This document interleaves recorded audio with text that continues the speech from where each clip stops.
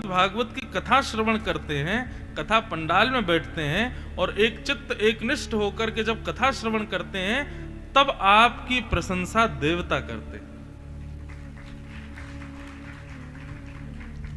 समझ में आए बात तभी ताली बजाना। और ये बात हम कोई मनगढ़ंत नहीं कह रहे हैं। श्रीमद् भागवत के पंचम स्कंद में देवता कहते हैं, अहो अमीशाम किमकार शोभनम।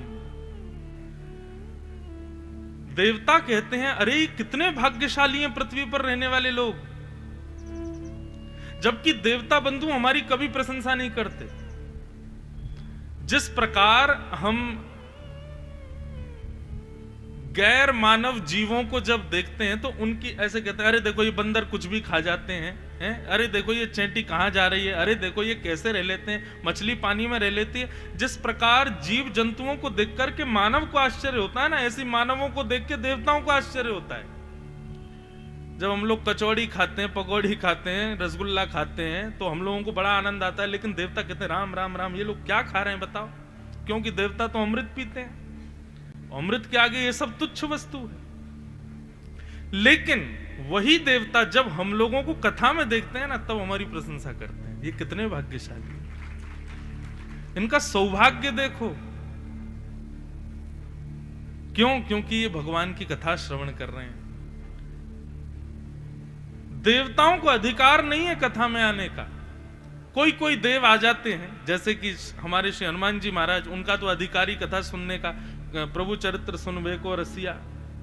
ऐसे ही महादेव भी खूब कथा के रसिक हैं, पर प्रत्येक देव को कथा में आने का अधिकार नहीं है। सूर्य नारायण कथा में आ जाएं तो पंडाल जल के राख हो जाएगा, व्यास जी बेचारे भुस जाएंगे, नहीं आ सकते।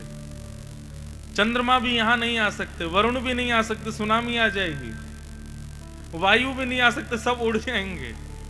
यहां देवताओं का आगमन नहीं हो सकता,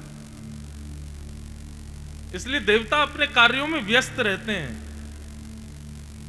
लेकिन जब मानव कथा सुनने के लिए जाता है तो उसकी प्रशंसा करते हैं देवता, उसकी कभी कभी तो उसको वंदन करते हैं, बोले कितना भाग्यशाली कथा सुन रहा है, भगवान की लीला सुन रहा है, इसको कितना बड़ा सौभाग्य है।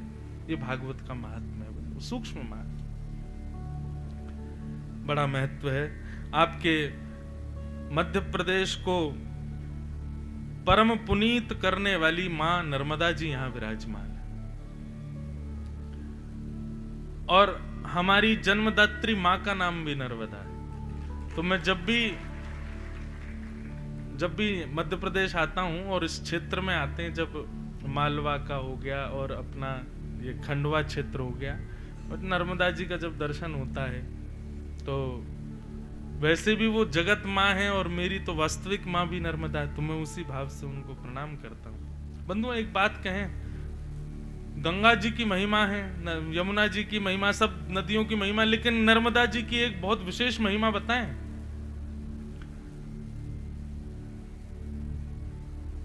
संसार में हमारे भारत में जितनी भी श्रेष्ठ नदियां हैं, वे समस्त श्रेष्ठ नदियां चतुर्विध पुरुषार्थ प्रदान करती हैं, धर्म अर्थ काम और मोक्ष।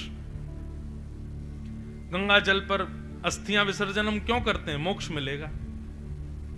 यमुना जी के दर्शन से मोक्ष मिल जाता है। धर्म अर्थ काम मोक्ष समस्त नदियां प्रदान करती हैं, परंतु नर्मदा जी ये देव प्रदान करती हैं। अगर किसी को अपने जीवन में कभी साक्षात श्री कृष्ण के दर्शन करने हो तो नर्मदा जी की उपासना प्रारंभ कर दे, नर्मदा जी प्रदान करेंगे। कितनी बार महादेव के दर्शन संतों को कराए हैं। आज भी कोई व्यक्ति यदि नर्मदा जी की परिक्रमा करता है, ऐसा हो ही नहीं सकता कि उसको महादेव का अनुभव ना हो। स्वयं महादेव ही बह रहे हैं नर्मदा जी के रूप में। महादेव इतने भोले हैं कि कछु मांग ले सोई दे दें। हमारी बड़ी इच्छा बहुत दिनों से है कि एक बार नर्मदा जी की परिक्रमा करेंगे, और इस भाव से करेंगे कि श्याम सुंदर बस एक बार दिख जाएं, एक क्षण के लिए। क्योंकि हमने सुना है कि श्री नर्मदा जी में ये सामर्थ्य है कि वो देव को आपके सामने प्रकट कर सकती है।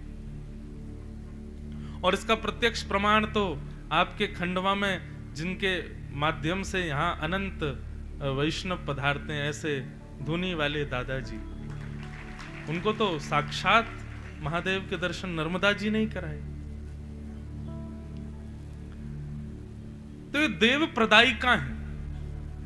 कभी भी नर्मदा जी में जल आचमन करो, नर्मदा जी में डुबकी लगाओ, नर्मदा जी का दर्शन करो, एक ही कामना करो कि हे नर्मदा मैया, हमको श्री कृष्ण के प्रत्यक्ष एक क्षण के लिए दर्शन करा दो बस, और निश्चित कराएंगी मां। अब इस वर्ष तो समय नहीं है, अगले वर्ष भी फरवरी मार्च तक तो समय नहीं है, पर अब हम सोच रहे हैं कि एक समय अभी से निर्धारित कर दें, एक बार नर्मदा जी की परिक्रमा करेंगे और इसी भावना से करेंगे, अपने लाल जी को लेके करेंगे कि एकाओ दिन साक्षात प्रत्यक्ष ठाकुर जी का दर्शन हो। हे नर्मदा मैया, आप कृपा करो। तो महात्मों से भरा हुआ है हमारा वैदिक सनातन धर्म।